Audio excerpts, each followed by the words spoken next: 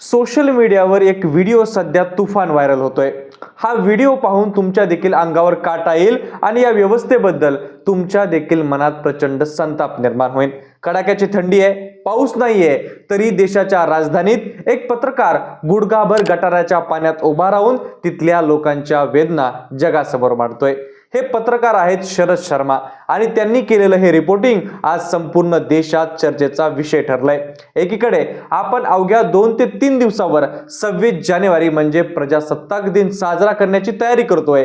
दिल्लीच्या राजधानीमध्ये तिथं परेडची तयारीची तालीम सुरू आहे आणि दुसरीकडे त्याच दिल्लीच्या एका भागामध्ये लोक गेल्या 8 महिन्यांपासून अक्षरशः नरक यातना भोगतायत। रस्ते नाहीत, श्वास घ्यायला जागा नाही, तिथं शिल्लक आहे ते म्हणजे फक्त आणि फक्त त्या गटारांचं पाणी।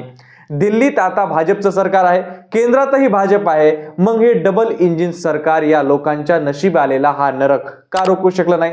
या भागात नेमकी परिस्थिती काय आहे, लोक काय सांगतात आणि हा व्हिडिओच्या मागचं नेमकं सत्य काय आहे, त्यांनी नेमकं इथं येऊन काय रिपोर्टिंग केलंय, हेच आपण आजच्या व्हिडिओच्या माध्यमातून पाहणार आहोत। पत्रकार शरद शर्मा जेव्हा उत्तर पश्चिम दिल्लीच्या किराडी विधानसभा मतदारसंघातील एका शर्मा नावाच्या कॉलनीच्या आसपास असणाऱ्या एरियापाशी जातात, तेव्हा तिथली दृश्य पाहून अंगावर काटा येतो। शरद शर्मा तिथं म्हणतात की हा दिल्लीतील एक नमुना आहे जो सरकार आणि संपूर्ण सिस्टीमला एक्सपोज करतोय। विचार करा, थंडीने हात पाय गारठतायत आणि त्या बर्फासारख्या थंड गटाराच्या पाण्यात उभं राहून शरद शर्मा रिपोर्टिंग करत होते।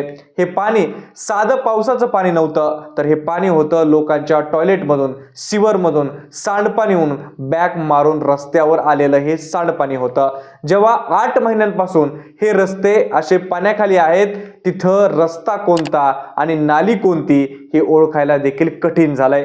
तिथले लोक सांगतात की पावसाळ्यात हे सुरू झालं आणि आता पार हिवाळा संपला तरी देखील पाणी उपसण्याची इथं कोणत्याही प्रकारची सोय केलेली नाहीये।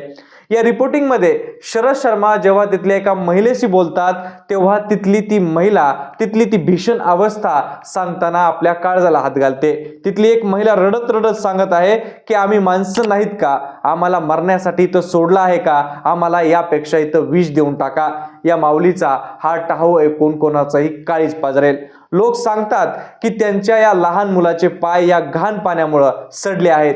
एका शाळकरी मुलीने शरद शर्मांना सांगितलं की माझ्या शाळेचे कपडे आणि बूट यामुळे खराब झालेत, घरात पाणी शिरलंय आणि दुर्गंधीमुळे आम्हाला निमोनिया होतोय, मग आम्ही शिकायचं कसं? शाळेची बस कॉलनीच्या बाहेर उभी राहते, पण तिथपर्यंत जाण्यासाठी या मुलींना गटाराच्या पाण्यातूनच चालत चालत जावं लागतंय।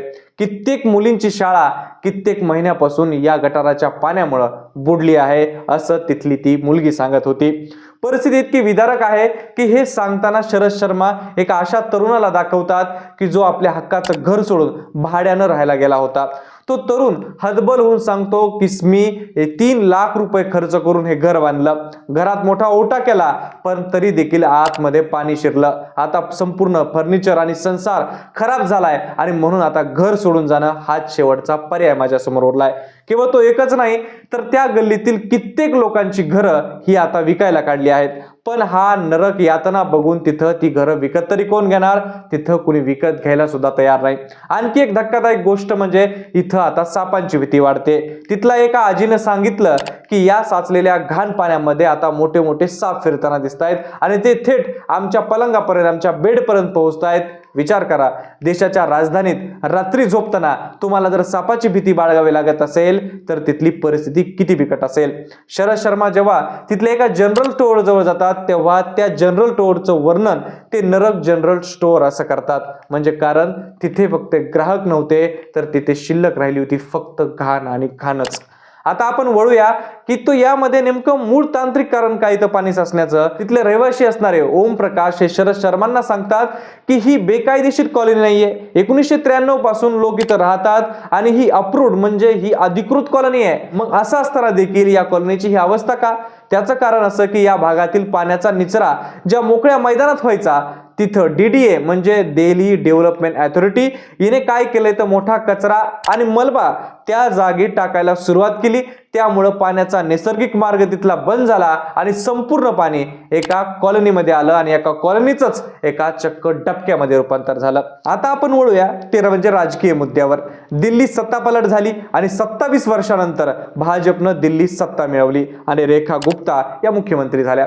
केंद्रात आधीच भाजपचं सरकार आहे, मग ज्या डबल इंजिनच्या नावावर इथं मतं मागितली गेली ते इंजिन आज या किराडीच्या गटारात रुतलंय का, असा प्रश्न शरद शर्मांनी या व्हिडिओच्या माध्यमातून उपस्थित केला. भाजप जेव्हा इथं विरोधी पक्षात होती तेव्हा याच घाणीच्या, कचऱ्याच्या, स्वच्छतेच्या मुद्द्यावर तिने सरकारला घेरलं होतं. आपचा तिने नाकात दम करून आणला होता. मग अशा परिस्थितीत आता सत्ता त्यांच्या हातात आहे, मग या लोकांच्या नशिबी नरक का आहे.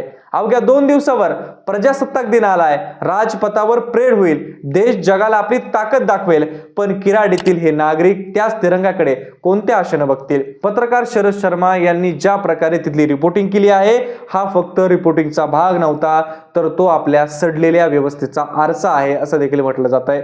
पण तुम्हाला काय वाटतं, या परिस्थितीला जबाबदार कोण आहे? मुख्यमंत्री रेखा गुप्ता यांनी यावर तातडीने ऍक्शन घ्यायला हवी होती का, आणि याला जबाबदार कोण आहे ते कमेंट बॉक्समध्ये नक्की कळवा. आणि अशाच व्हिडिओसाठी आपल्या जनता महाराष्ट्र या YouTube चॅनल नक्की सबस्क्राईब करा.